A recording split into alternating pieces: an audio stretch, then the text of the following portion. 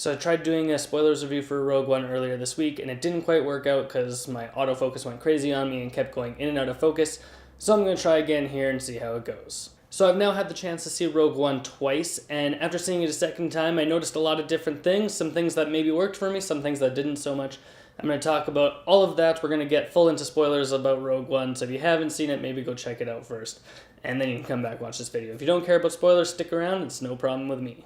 So when talking about all the stuff that's in this movie, it's also important to talk about all the stuff that's not in this movie as well. Rogue One makes some very specific choices about the things that aren't in the film that are normally in Star Wars movies, so that it can separate itself from the main saga films. And I think some of those choices work and some of them really did not. First off is there is no opening crawl to this movie, which I said in my other review, but I still think that that's something that works. Having the cold open right onto that opening planet was something that I thought was really good. I would like to see no opening crawl throughout all the other spin-off films and keep the opening crawl just to the main episodes. Also, there was no Wilhelm scream in this movie.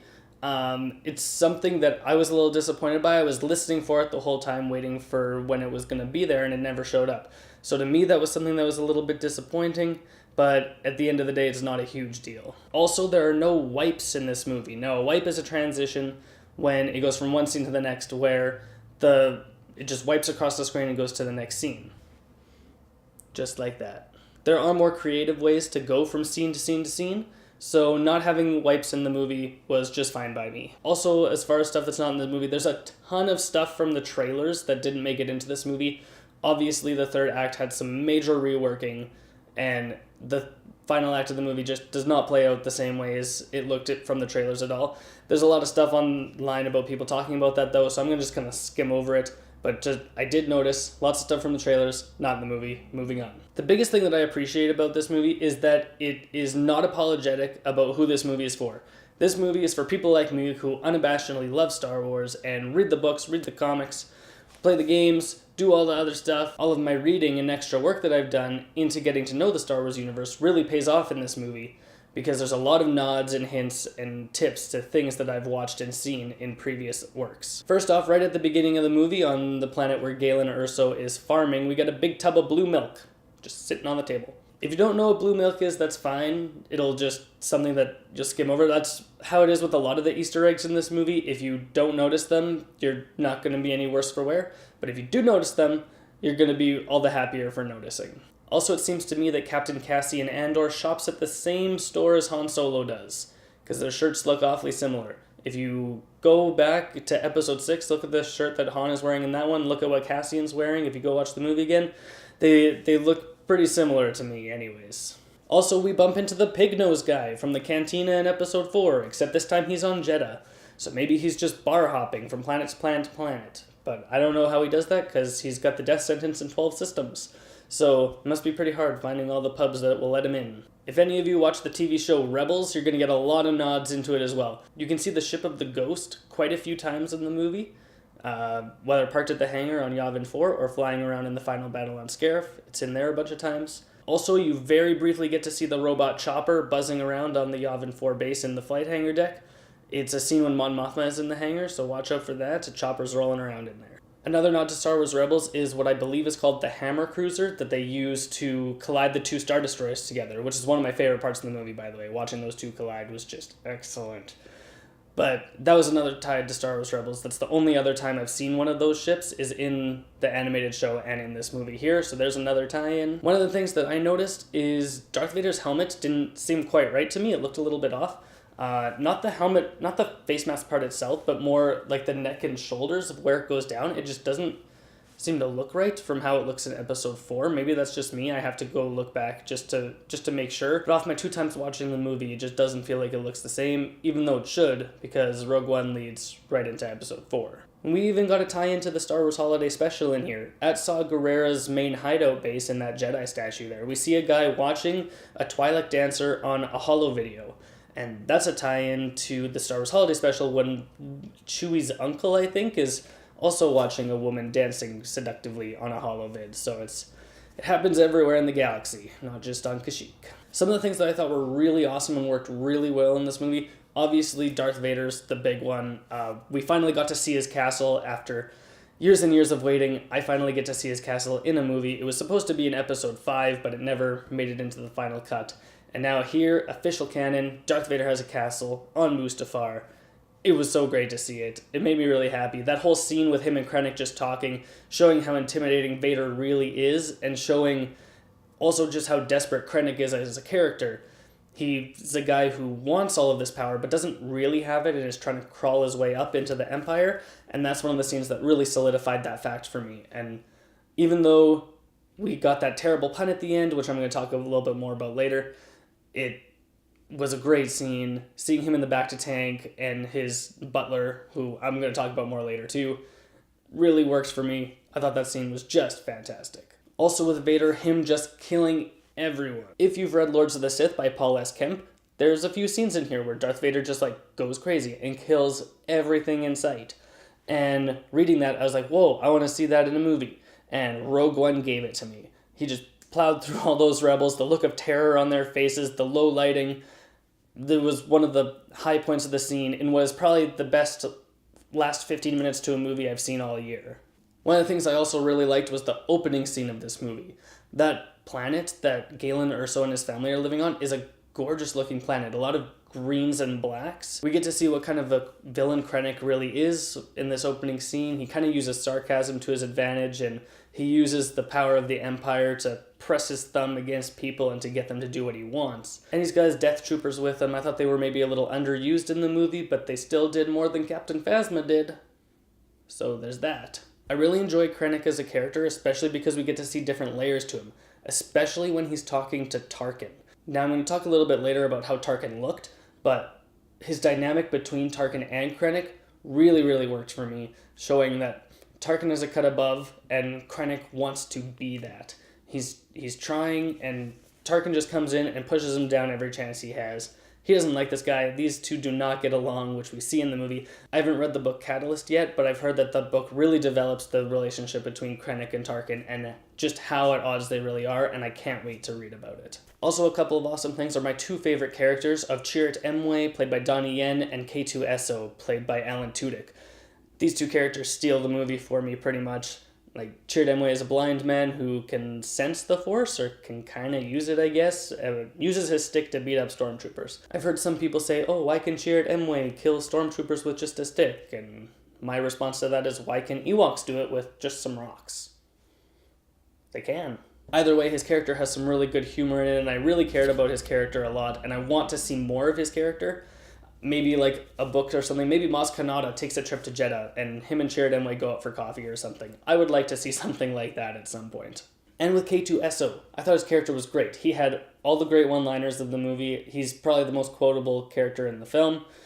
And he also had the most complete and full story arc. By the time everyone dies at the end, his is the death that's most impactful to me, because I know most about him. I know what his journey has been in this movie. I care about him the most. And that's not at the fault of the other actors. That's at the fault of the story. And one of the absolute things that I love about this movie is that it is very unapologetic. This is a movie for hardcore fans, and it doesn't care if it leaves you behind. If you can't keep up, it keeps going. It not only pulls a bunch of stuff from the Star Wars mythos, it also builds on it. So it's really crafting a really smart world within the movie. Even though the characters aren't as strong, the world that it's building around them is excellent. Now, some of the things that aren't so good in this movie is the CGI on Princess Leia's face when we see her at the end. When I saw the movie the second time, I thought Tarkin looked a lot better than I initially thought, maybe because my mind was prepared for it this time. So when I saw him, I saw him look a little more realistic than I initially thought, but Princess Leia still didn't work for me. I thought that maybe if we would have gotten just a glimpse of the side of her face, maybe a little bit of her hair buns on the side, and just hear her say her line instead, then maybe that would be better. But to see her full-on face, her face looked very flat and just non-human. You could tell that this was completely done by computers, and it's something that did not work for me. That's not at the fault of the filmmakers, though. It's just the technology isn't there yet, and maybe they'll make a special edition in 10 years or something updating the effects. I don't know. We'll see. Also, I wanted more of Biston the Space Monkey. He was in the trailers, he was in that little video of behind-the-scenes stuff, and I wanted more of him. He was in 3 shots of the movie, and even though that's enough for Star Wars to justify having an action figure of him, I wanted to see more of him because I thought he was just a really cool-looking, fun character with a big gun killing people. In my other review, I talked about the musical score a lot and how I liked Michael Giacchino's score, but watching it the second time and having since listened to the score in my car, I don't think it's as good as maybe I originally thought it was. It's good and it works in the movie and it has like nice little touches of John Williams, but I would have liked to see more of John Williams' work thrown in there. And even though I think the score does work in the movie, I think it is probably the least of the Star Wars scores out there. In Saw Gerrera's hideout, they have this monster that, like, its tentacles wrap around you and it makes you say what the truth is, and I didn't like that. It was like the Rathtars. I didn't like it. Moving on. And lastly, of the things that I didn't like in this movie, the absolutely worst part of the movie is Darth Vader's choke on your ambitions line.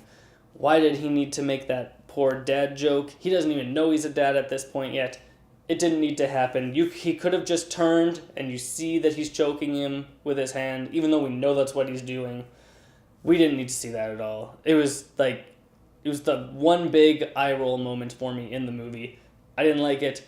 I wish it was out of there. Maybe when they make a special edition in 10 years. Because that's what Star Wars does. They change things. Not always for the better, but they change things down the road. There's some really good characters in this movie, but I can't tell you anything about them because we don't really get any character development in this movie. A lot of people are saying that you need to read the book Catalyst before seeing the movie. I still haven't read it. I've seen the movie twice. I refuse to believe that I need to read a book before seeing a movie in order to make the movie better. The movie needs to be able to stand on its own, and then the book needs to just enhance it. I shouldn't have to do homework before watching a movie. Even though I love the Star Wars books and I'm going to read it, I shouldn't be required to do it before seeing a movie, and neither should anybody else. With the main character of Jyn Erso, the only really emotionally impactful scene that we get from her is when Saw Gerrera shows her the message from her father. Now, she hasn't seen her father in years, and she just likes to think that he's dead.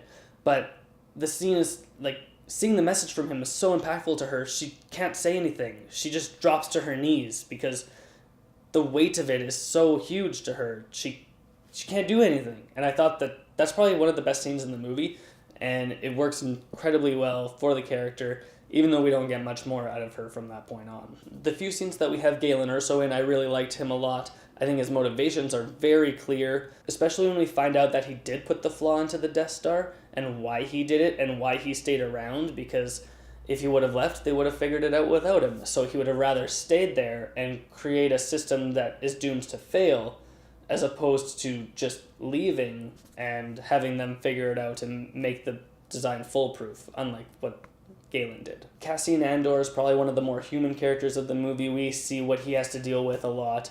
The things that he has to do for the sake of the rebellion, for the sake of the cause, for the sake of the war, and try to bring peace to the galaxy. We see the different things that he has to do. And we see how he feels about the things. He doesn't like what he has to do, but he knows he has to do it. He's making the hard decisions for the greater cause. And I think that pointing that out is something that really puts the rebellion into a higher perspective. It's not just this shiny, oh, we're the good guys, we're doing everything that's good. It's like, no, they're at war. They have to do things that sometimes are unsavory in order to achieve the greater good, which is what happens in war, and I really appreciated that part of the movie. I even liked Saw Gerrera. Was his character a little bit over the top? Yes. Was his acting maybe a little bit over the top? Yes. But we've seen that in Star Wars before time and time again, and it's something that I've grown to accept and grown to know as part of Star Wars, having these over-the-top characters. It's not something that bothers me, and it also makes me happy because I've watched the Clone Wars episodes with Saw Gerrera in them, so seeing his character return really makes it come full circle for me, and really all the more satisfying, especially now that I know that his character is going to make an appearance in Star Wars Rebels later. That really helps me as well. I can't wait to see his character again. I like it, and I want to see more of what he's done as part of the rebellion. I've already talked about Krennic and Vader and Tarkin. I really liked all the villains in this movie. I liked how they were used. I liked where their stories went and how it flowed in from Rogue One into Episode 4 so smoothly. We know why Darth Vader is so mad, because he just was killing all those people and they narrowly escaped them, and they paid a heavy price to do so. So it leads right into Episode 4 really nicely of why he's so angry that they just got away from him. And it also shows why Tarkin is doing what he's doing, because he just overstepped Krennic and killed him, kind of, by blowing up Scarif with him on it. So it really shows well where the villains are coming from and where they're going in the story in a way that I found that was satisfying and worked in the movie. We got a Mon Calamari Admiral who's not Admiral Akbar. His name was Admiral Raddus, and I liked him, but now he's dead. So Admiral Akbar needs to step up and take his place. If you don't know who Admiral Akbar is, he's this guy. It's a trap! So lastly, I would just like to talk about some of the things that I thought were maybe plot holes in the movie, and some other things that raised some questions that I would like answered later on. First off, we get Bail Organa's scene when he's talking with Mon Mothma about the Jedi. And in that scene, I actually wish that Bail Organa would have brought up that he knew Obi-Wan instead of Mon Mothma reminding him about it. But in any case, he says, hey, I'm going to Alderaan, because I need to die in the next movie. So he gets on the Tentative 4 and he calls for Captain Antilles. He's like, hey, we need to go, let's go. And off they go. Fast forward about 10 minutes later, we get the cameo of C-3PO and R2-D2 in the hangar bay, but if Bail Organa's already left, then they should be on that ship with him, because from there, they pick up Princess Leia, they go to Scarif, get the plans, and then they're in Episode 4. So how did they get onto that ship? Why are they in that hangar bay? I think it's just a minor problem with the film of timing. If they would have maybe just edited a little bit differently, then the scene would have made a lot more sense and it wouldn't be so much of a plot hole. If you've read Lost Stars by Claudia Gray, one of the main characters is named Sienna Ree, and she was stationed on the Death Star right up until just before it blew up, and I'm wondering what her character was doing during this time. It doesn't really talk about Jedha or any of the other things in this book, so what was she doing? What was her role in the explosion of Jedha? Because she was kind of higher up in the ranks of the Empire, so I want to know what her feelings were towards Jedha and Scarif, because I know how she feels about Alderaan, because it's in the book, but I don't know how she feels about the other two places. Maybe just blowing up cities wasn't a big deal for her. Blowing up a planet was. Also, who is Darth Butler? Like, why does he get to serve Vader in his castle on Mustafar and I don't? Like, what is this guy's story? How did he come to get that job? I want to know more about that guy. I guess he's got a name, but I don't know it yet. But I will at someday, and I'm going to know more about this guy, and it's going to be great. Also, one of the coolest things about this movie was the planet Jedha, and I want to know more about it. I want to go back into the past. I want to see when the Jedi were thriving, what was happening on Jedha. I want to see maybe even a side story. Maybe Luke Skywalker goes there and discovers something. Maybe he finds stuff. I don't know. I want to know more about this planet. So that's it for my spoilers review of Rogue One, A Star Wars Story. It was kind of an unconventional spoiler review in the sense that I didn't go plot point by plot point all through the movie, explaining what I liked and didn't like as the movie went through. I just talked about what was good, what was bad, without having to beat around the bush. I just got right to the main point.